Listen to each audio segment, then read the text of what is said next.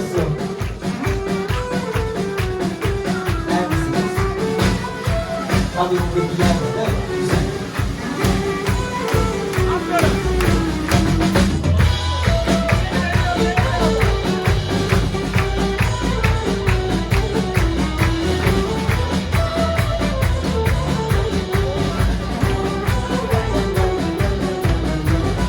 İzmir'in dağlarında çiçekler açar.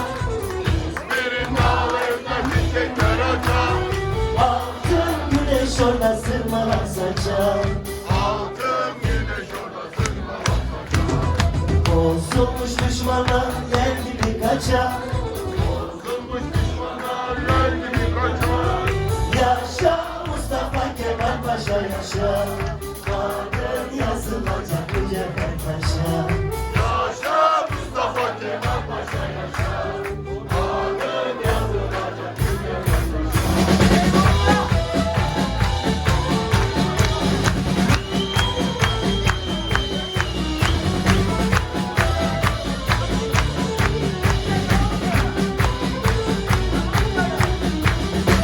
İzmir'in dağlarında oturdum kaldım.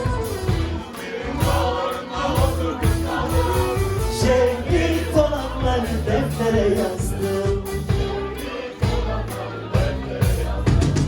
Öksüz yavruların bağrıma bastım.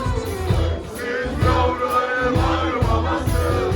Yaşa Mustafa Kemal Paşa yaşa. Adın yazılacak bu Kemal Paşa. Yaşa Mustafa Kemal Paşa yaşa. Yaşa